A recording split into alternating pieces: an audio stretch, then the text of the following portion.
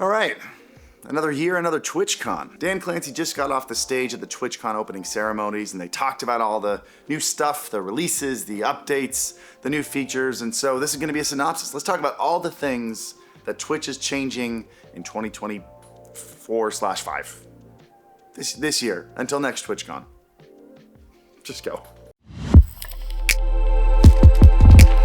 While I'm here talking with you content creators, I've actually been watching MKBHD's Skillshare course on YouTube Success. It's been a great reset in my brain on how to make videos. It was short and sweet, just a little over an hour, but by the end of it, I had a bunch of new ideas for my channel that I wouldn't have had without it. Skillshare is the sponsor of this video, and they make it so easy to explore new things and to learn things that you've wanted to learn for a while, you just didn't know how to get started. It's the largest online learning community led by pros across industries like film, illustration, design, productivity, and the learning paths are hand-picked courses meant to be taken in order to make a super simple structure to follow. So far, I've done Blender courses with Smeef, After Effects with Jake Bartlett, and now a course on YouTube with MKBHD, even after being a full-time YouTuber for over 10 years.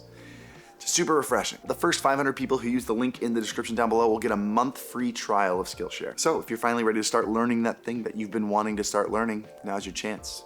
Click the link down below and get started. But let's get back to Twitch updates. I got a short list on my phone right here I'm going to be referring to. First off, Twitch finally realized that no other TwitchCon has been as good as San Diego, and they've decided that San Diego is where the next 5 TwitchCons are going to be. So that's fun.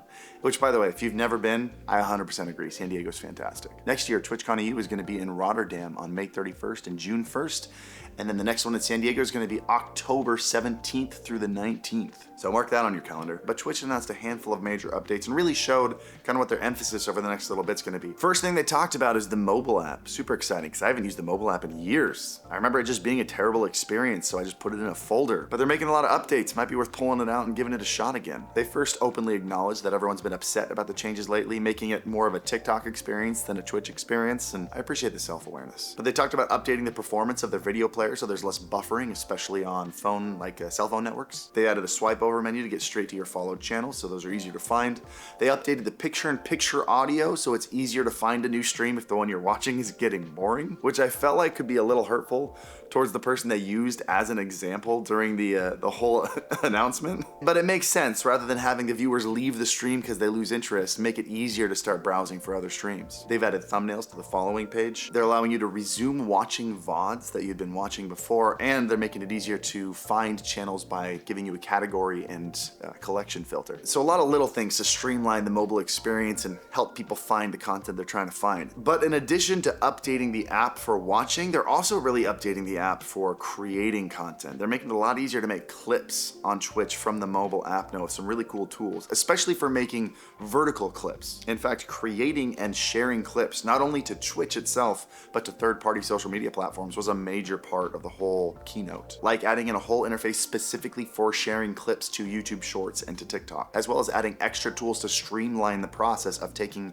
your horizontal content and converting it into vertical. They're making it super easy. They're also adding a bunch of collaboration tools for streamers that are streaming together. They've had, I think it's called streaming together. They've had those features for a while, and I think they realized just how cumbersome it is to set up because they're making it as easy as possible. One of the new big things they're adding is a combined chat. So if you're collaborating with another streamer, you're using Stream Together or the drop-in thing that they just added, you can now have both chats in a single chat, and you can see which community the person is from by an icon next to their name. And with that, they've of course added a bunch of moderation features. So like, for example, if you're banned in one chat, you can't participate in the chat at all. They're trying to make it easy for moderators to make sure they can ban.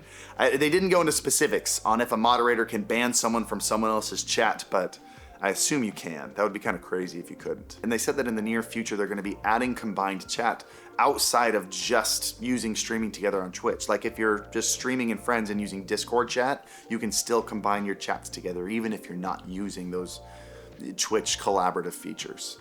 I think that's phenomenal. Actually, that might be the most exciting thing about the entire keynote. They're rolling out some more features for advanced broadcasting, which if you don't know what that is, basically you can use your GPU to transcode your stream into multiple different resolutions. That way Twitch isn't responsible for the transcoding, and anyone, even non-affiliates, can have multiple transcoded resolutions. They're rolling out 1440p streaming for advanced broadcasting, which is super exciting because when I would stream on YouTube, I would stream in 1440p. 1440p seemed like the sweet spot to me, where you still had only like 8 seconds of latency, but you had higher resolution.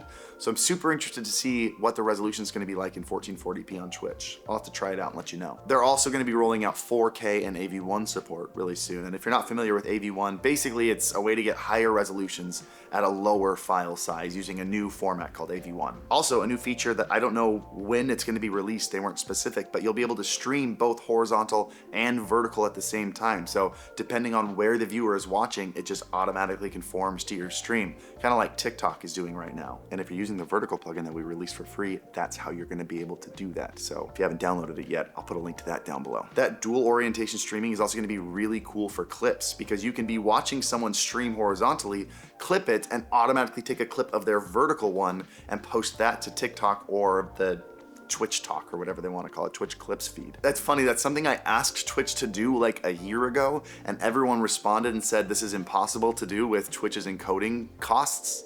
And now, look at them go. Twitch is making some cool updates. It's exciting. One last thing Twitch announced is an update to their Powerups, which works a lot like GIFs on TikTok Live. But what they're adding is this new kind of cascading animations, like building animations thing, where if someone starts dropping a bunch of hearts or one of the power-ups, other people can see that that's starting and they can add in, and the animation gets bigger and bigger.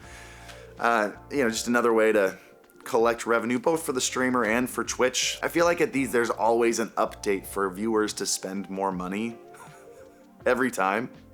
It's not necessarily a bad thing, but you can see they're trying really hard to get some revenue. And the last thing Dan talked about was some TOS stuff. And I do feel like Dan talks about this at almost every TwitchCon, and it never changes, but he said they're gonna be more clear about why someone's getting banned. I don't think it's the first time we've heard that.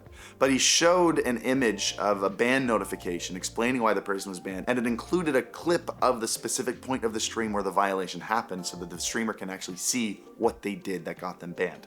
So, we'll see how they roll it out. We'll see, it feels like something that they announced, but then the people issuing the bans just aren't gonna actually utilize it. So let's hope that that's a thing that sticks. And lastly, they announced that channel strikes are actually gonna fall off after a while, and they give you a new dashboard that shows you how long a strike is applied to your channel and when it's gonna be removed. So people who've been streaming for forever and might have strikes from 10 years ago don't have to be worried about their channel being banned anymore.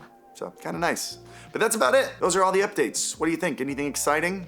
Hit the like button if you think so. Hit the like button if you don't think so. Hit the subscribe button while you're down there, and maybe drop your favorite emoji in chat for some engagement. Anyway, I love you guys. Thanks for hanging out with me.